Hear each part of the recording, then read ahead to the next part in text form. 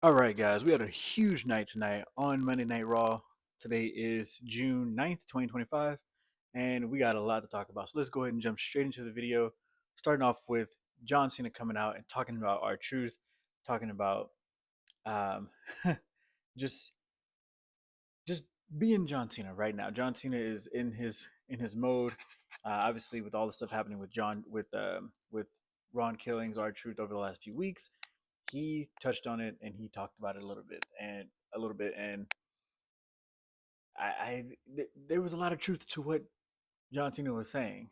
This is a business at the end of the day, and sometimes it is what it is, right?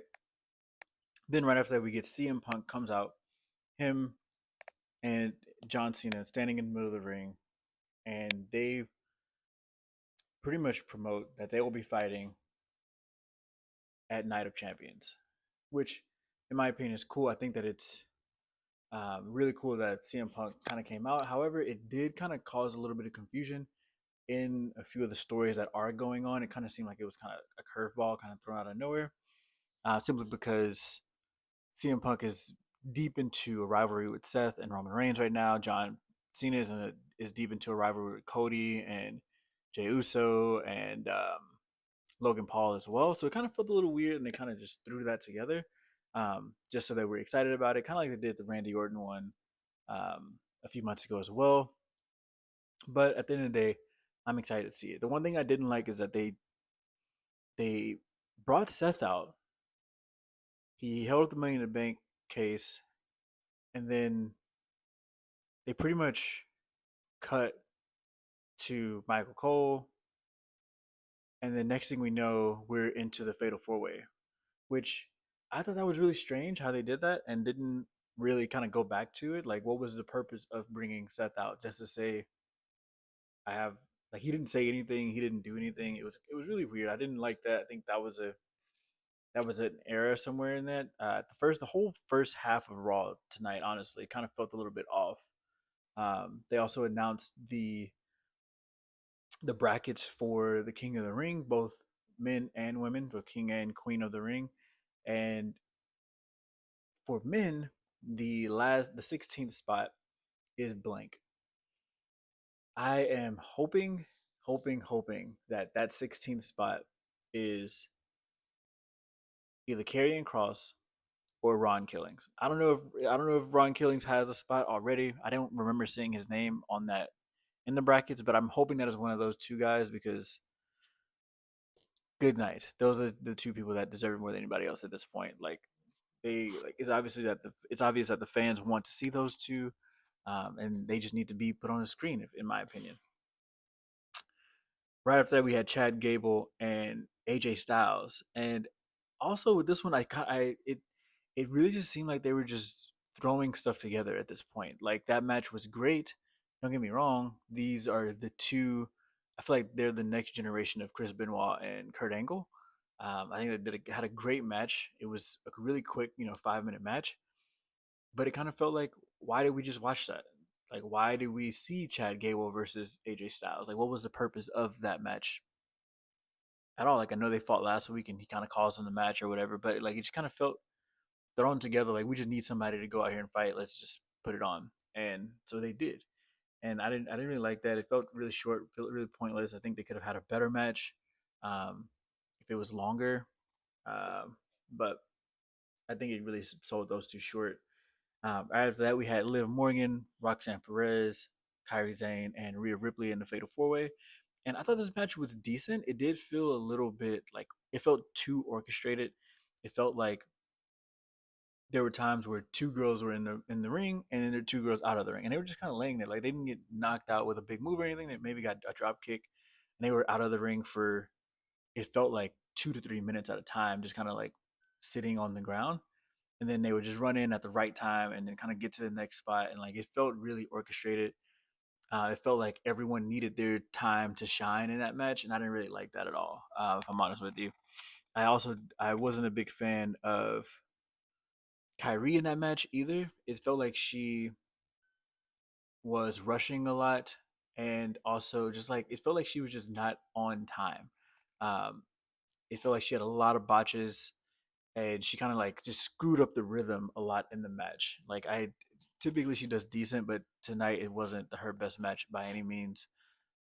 And I also kind of feel like Rhea should have won that match because I think that that would have gone better for the next match. However, I do understand that they're trying to build a story with Roxanne Perez and Liv Morgan, and so I totally understand that.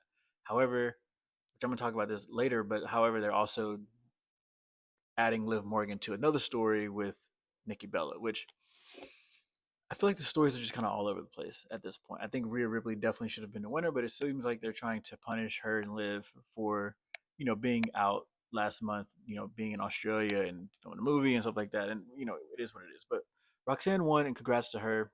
Um, she's not my favorite by any means, but I think that whoever she fights next on this left side is really going to destroy her because they're all big ladies. Like you got Nia Jax, you got Jade, I don't even know the other ones, but I think it's Raquel Rodriguez. Like they're like big women, so I don't see her getting past the second round by any means. I'm pretty sure it'll be, in the end, I'm thinking it'll probably be Jade versus Charlotte. But we'll see what happens. Right after that, we had Becky Lynch come out and say a few words about Lyra, and I don't know why she's still talking about Lyra, but she was, and she called her out and she said, "Hey, I want respect. Come and do everything over again. Hold my arm up. Blah blah blah." And then we get Bailey. Comes out of nowhere, and honestly, I didn't think that Bailey was going to come back anytime soon. Um, but it was good to see Bailey back in action. It was good to have. I know Bailey has a lot of fans, and a lot of her fans are diehard Bailey fans, and so I'm sure there's a lot of people that are happy with what happened. But I'm excited to see where they go with this, with either her as a tag team partner to Lyra, or if they're gonna, create a new rivalry, kind of like they did with Naomi and Jade. I'm not really sure where they're going with it.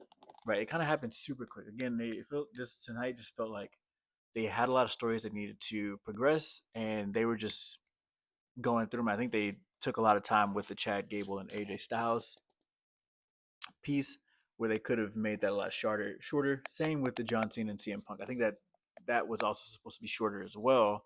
And Seth was supposed to say some words, but it seemed like they were on a time crunch, which is why we ended up going so late tonight.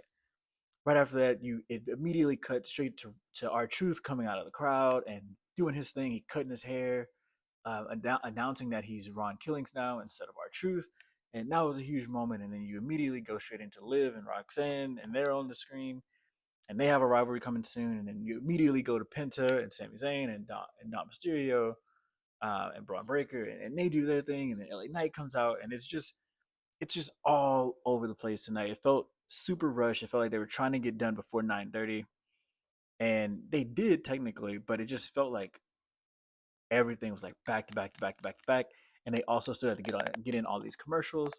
Um, and you obviously had Sami Zayn advancing to the next round of King of the Ring for for Night of Champions as well, or whatever. Um, and it was just a mess. Tonight was, in my opinion, chaos. Um, and then you get that whole match out of the way. Sami Zayn advances to the second round, and then you get Liv Morgan and Nikki Bella coming out. And Nikki Bella for the first half sounds like she's in a corporate, you know, conference, and it's just slow and boring. And you're like, what is going on? Like, did she come all the way here just to give a talk about Evolution 2? And then Liv comes out and she's screaming, and you're like, why is she about to cry? And it just felt, like I said, chaotic, right? And I say all that to say the 90% of Raw tonight was chaos, crazy. Everything felt unorganized and all over the place. But they ended it with such a great match.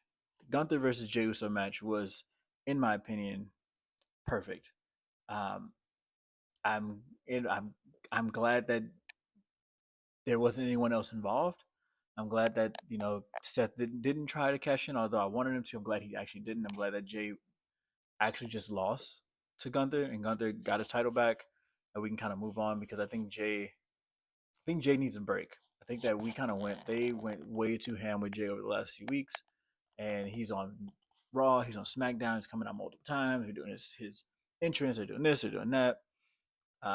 He's getting hurt. He's not talking right.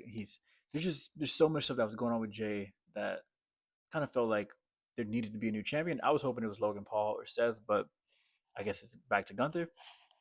And so I'm not really sure what's going to happen from here on out. I'm not sure who Gunther faces to extend everything, but I'm excited about it. And so overall, I think Raw tonight was all over the place. And so I'm not going to give it a really good score tonight. However, that Gunther versus Jey Uso fight really did put it over just a little bit more. And so I'm going to give tonight a solid 8. I think the matches were good overall. I think that who fought was good overall. I think all the stories progressed. I think there was some stuff that could have been taken out, but it would have been a 7, maybe even a 6.5 without the Gunther versus Jey Uso fight. So with that, guys, that'll wrap up this video. I'll catch you guys on the next one. Peace.